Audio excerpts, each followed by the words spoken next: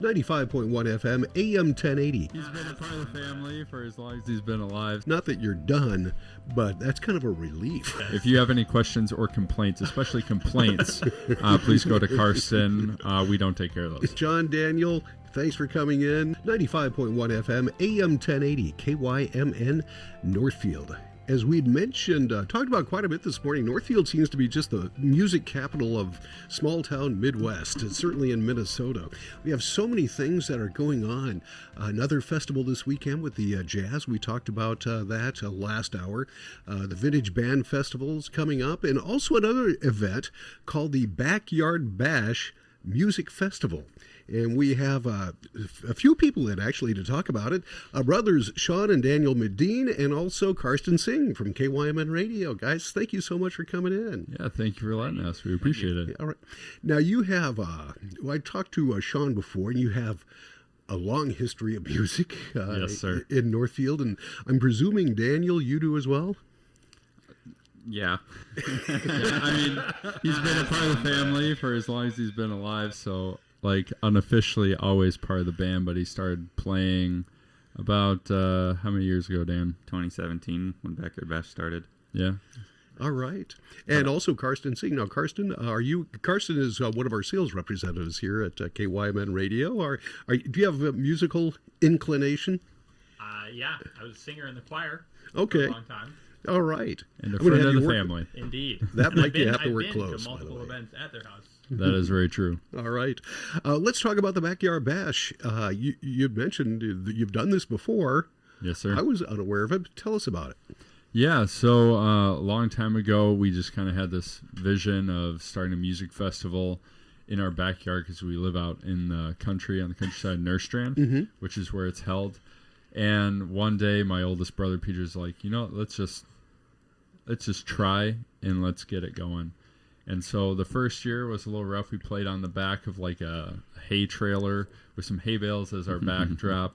But then make sure we didn't fall off. Yeah, just to make sure, especially the drummer. He's always the first to go. Yeah. I know. Like after that, it just kind of picked up pace. A lot of people attended the first year, and they were like, are you ever going to do this again? And we were like, absolutely. We're going to be doing it next year. So we started reaching out to bands, speakers, comedians, different people. And then all of a sudden, someone pulled up our driveway and goes, hey, do you guys need a stage? And we're like, yes, absolutely.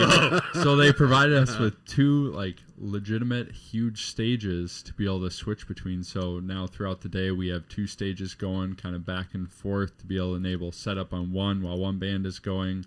And when that band's finished, switches over to the next one so we can kind of get everything smoothly adjusted on the next stage. Wow. Man, it sounds like a lot of fun. Let's move it over to Daniel. What's your role in this?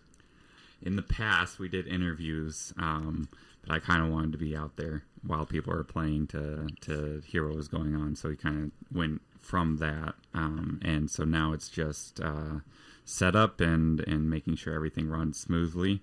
I did the food. 3 years ago, and now part of the planning and execution of getting the vendors, getting the bands, the porta potties, all the logistics stages that need to be done. Porta potties are very important. Yes, they are. People don't always understand or appreciate the work you have to do to put on a festival like this. I mean, when showtime comes, not that you're done, but that's kind of a relief in some ways. It's time to, have fun and I guess work a little less. Yeah, well, it's funny. After the festival's done, I feel like even more work comes because now we are the ones responsible for tearing everything down. So it ends at 9 p.m. for everyone who is attending, but then for us, it ends around midnight. Because we're tearing stuff down, getting all the music equipment off. We have all of the sound equipment and all that, so that's owned here for us. And so it's taking all that down, making sure all the chords are organized, all that stuff, and then making sure that all the bands and the different artists get paid as well. So a few of the logistics, all the hecticness ends at about midnight, and then there's a few logistical things that get taken care of over the next couple weeks. But yeah, after that it's okay, I can finally breathe down and have to think about hosting a whole music festival till Next year. But it's an incredibly fun thing to do, even Yes. if it is a whole day's work.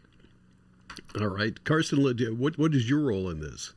My role, nothing. My role is to come, the emotional support. All right. He's going to be our biggest fan out there with all the foam fingers saying, Yep. "Go backyard bash, hallelujah breakthrough, yeah!" So, just being a friend supporting me here today, so I wasn't as nervous. I'm actually running everything secretly behind the scenes. Yes, that's true. So I'm So, responsible for the success. if you have any questions or complaints, especially complaints, please go to Carson. We don't take care of those.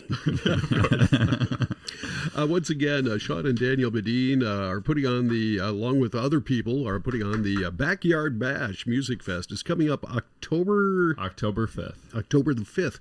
Let's talk about the lineup of bands that you have and tell us a little bit about them. Yeah. Has it been set yet? Yes, and you can find all that information on posters throughout Northfield, but we have a variety of musical genres available, along with a live podcast hosted by me, actually, for Welcome to the Medins, our podcast that talks about our family and many different aspects of being a large family, having a band, hosting music festivals, marriage, parenting, all that fun, just life stuff. And so it's really nice. We also have a veteran organization who's going to come and hang out and talk with all the vets in the area. So if you're a veteran, please feel free to stop by. The organization is called Base Camp Hope, and they help kind of families heal from like PTSD as well as the veterans themselves. But Daniel, you probably pulled up the list right there. just give me a second. But I do want to say it's family friendly music, so everybody, every age can come out and just enjoy their time in the countryside, listening to some good bands. And then we do have a raffle, so we try to do a raffle every year, so inspiring musicians can start their music journey for the cost of a couple dollars. And this year we're raffling off a beautiful Epiphone Les Paul special. So people can check it out at our website, breakthroughrocks.com/backyardbash, and the Medins Make Music YouTube page. And we will also be having a food truck, BD Sammy's, come out this year. So you won't have to drive 20 minutes to town for food. All right. Sounds like a lot of fun and some good organizations as well. What else do we need to know about the Backyard Music Fest? Yeah, so it's free or by donation that you're able to come. Again, it's family friendly, so you know that you aren't going to end up with any weird content or music getting out there in front of your kids. You guys can honestly just hang out all day. It starts at 12. You can start arriving earlier. You're going to be parking in one of our hay fields, so there will be plenty of parking to go for everyone around. Like Daniel said, we have that giveaway, and it is a beautiful guitar. So if you want one, feel free to join the raffle for just a couple bucks and then stay around to the end of the day. It starts at 12 and goes till about 9 p.m. All right. Sounds like a great time.